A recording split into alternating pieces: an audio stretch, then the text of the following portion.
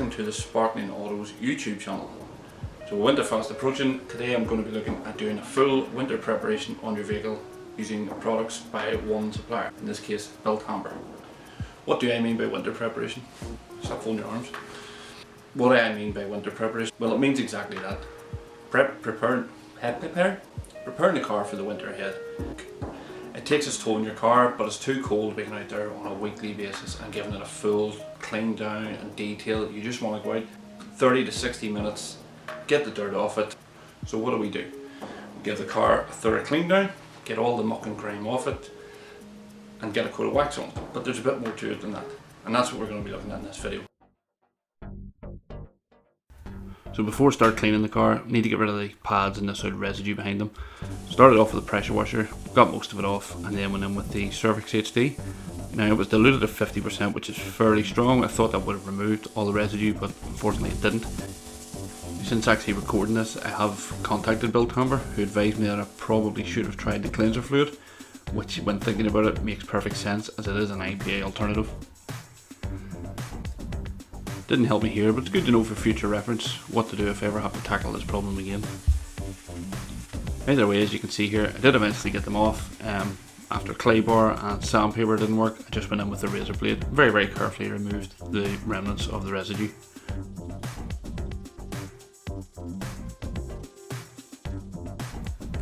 If you're enjoying the music in this video more than my dreary voice, it's all supplied by Stu Preston, and you'll see links below including to his Instagram, and I'll also pop it up on the screen here.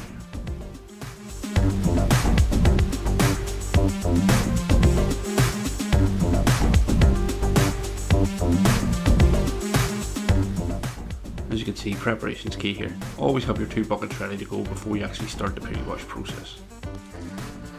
Now, as you can see here, when I'm applying the foam, I like to go from the bottom of the car to the top. And I do this in slow, steady movements, back to front, front to back.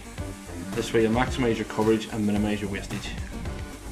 And I am fully aware that my voice has just dramatically changed, but that's because I was listening to it back and realised how dreary and depressing it actually sounded here describing somebody washing a car. So as you saw pop up on the screen, this is a solution made up of 50% Surfax HD and 50% autofoam. Now that's considerably stronger than my normal pre-wash mixture, which would be 50 to 100 ml autofoam depending on how bad the car was, and about 500 ml of water. The reason for this strong mixture is obviously we want to decontaminate the paintwork here. I need to remove all the previous waxes, sealants, anything that's been on the bodywork, as well as all of the other stuff. Physical contaminants, that's the word I'm looking for. And while the product is dwelling, that's a good time to go around with your soft brushes, doing your nooks and crannies, window seals, door handles, in your grille. It's not the most pleasant job, but it has to be done. And always remember to clean your flaps.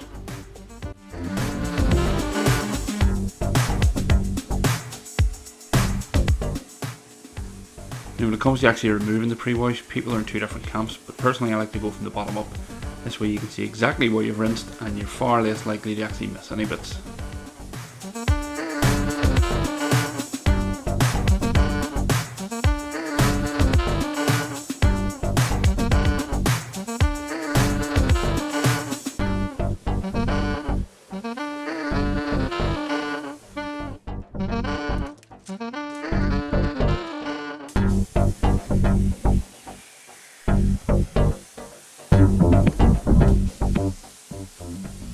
As you can see here, the initial pre-washes had the desired effect. All the waxes and seals have been removed. There's clearly no protection whatsoever left in this bonnet. The water's just sitting there, it's not sheeting, it's not beading, it's not going anywhere.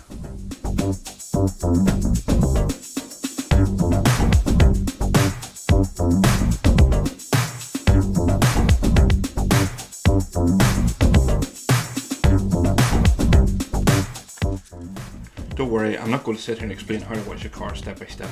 Just remember a few key things. Go from the top to the bottom and work in a crosshatch pattern, i.e. wipe the car in one direction, not in circular, and flip the pad over and then wash the other direction. Just see if this guy's going to cover it there, but go. I was panicking there, we're going to see something we didn't want to see. And as you can see here, the safe wash method being applied: rinse bucket, rinse your cloth off after each panel, and then dip it back into the solution and proceed to the next panel. Hang on a minute, he was at the bonnet a second ago. Definitely a few continuity errors here. And remember, as I said, to flip the pad between directions. Watch this. Oh, Don't worry if you missed it, I'll slow it down the next panel.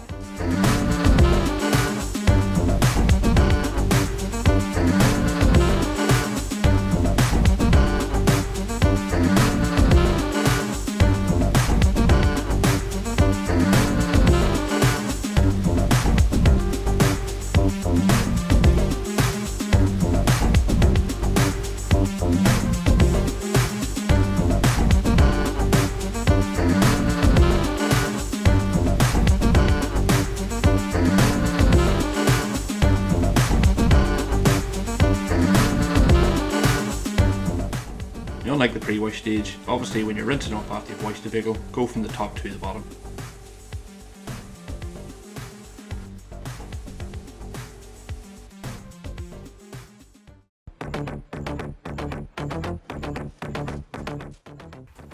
So now we start to move into the decontamination stages, and you'll notice in the top, no you won't, you'll notice in the bottom right corner, I've started keeping a running total of the cost of the chemicals being used here.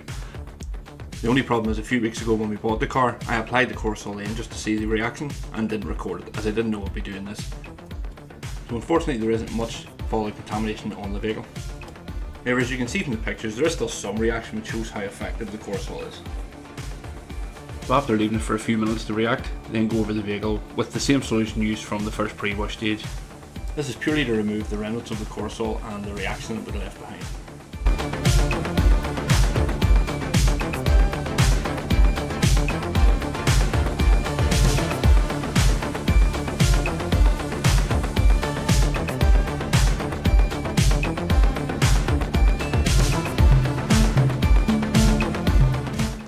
Now this part was one of the most surprising elements of this entire process for me. I knew how good Surfx Safety was as an all-purpose cleaner, but I'd never considered using it as a tar remover before. So I sprayed it onto the affected areas, left it for 10 to 15 seconds and began to gently agitate. I was amazed that the tar spots came away with immediate effect, no residue left behind.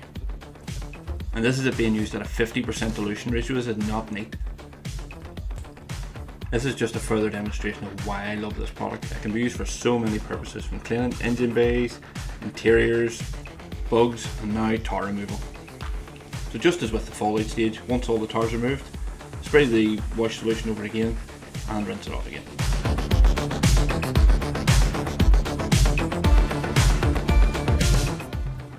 So clay bar, the dreaded clay bar.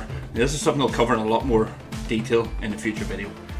Now, don't worry about this red liquid you're about to see, it's just dye coming off the cloth.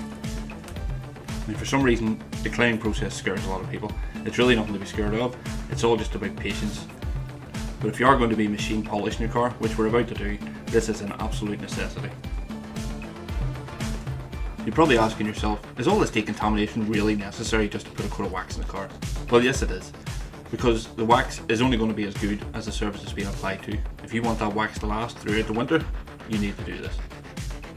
If you want to reapply it again in a few weeks' time, that's up to yourself.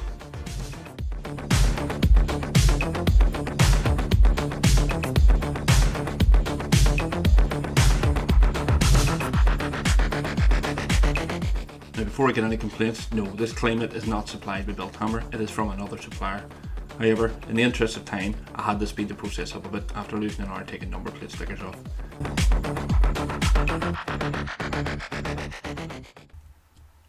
So, now that all the decontamination stages are complete, I want to give the vehicle one final rinse down before we bring it into the garage for the polishing process. Now for this I'm just using my normal foam solution, which is 100 ml of auto foam in 500 ml of water. Nothing complicated, spray on the vehicle, leave for 3 to 4 minutes and rinse off again.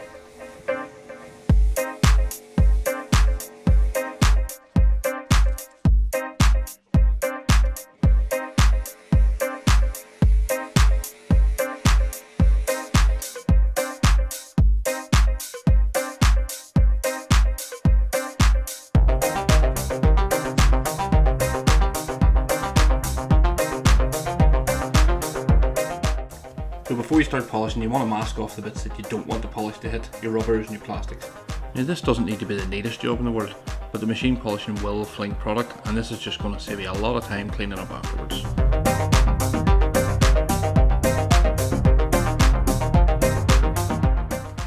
As you can see, I've shaken about the polisher 2 at a time.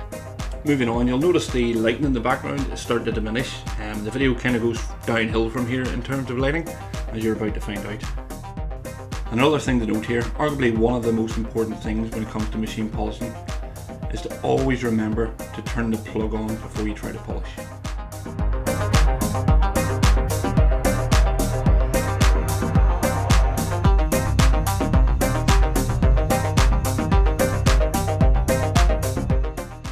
Now we're using Bilt Hamber's cleanser polish here. This is not a corrective polish. We're not trying to correct any paint defects, swirls.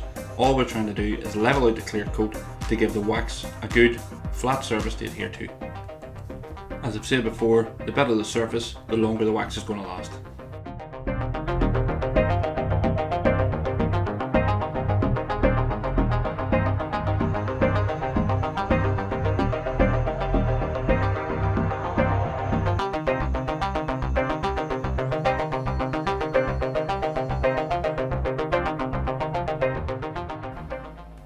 I know the picture quality isn't great, but you can definitely see a reduction in haze between the roof panel and the spoiler, which has now been polished. And now you can see exactly what I mean by lighting. I will cover polishing in more detail in future videos. This was more just to give a brief overview on what we mean by winter preparation.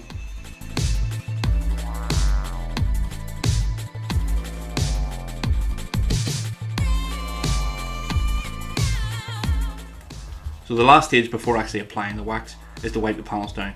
Ordinarily you use an IPA for this, however Bilt Hamber have their own product called cleanser fluid. Now I've heard some people say that cleanser fluid is overly expensive. I disagree. It's £15 a bottle for 500ml, and even spraying this very liberally, I only used around a fifth of a bottle to do the entire car. That worked out a cost of about £3. Now to somebody in the trade, they could easily factor that cost into the process. To somebody at home, you're only carrying this out once or twice a year. I don't see it being an issue. Add that to the fact that cleanser fluid is specifically formulated to remove cleanser polish and to prepare the surface for the double speed wax. I think it's worth it.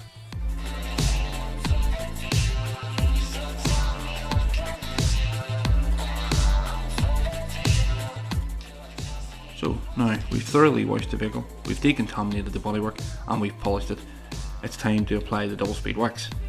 I know some people like to double up on their waxes and sealants, but I think what I'm trying to demonstrate with this video is that with the right preparation, that's not really necessary.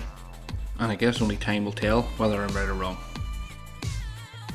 As you can see in the corner of your screen, the total cost of products has come to under £20.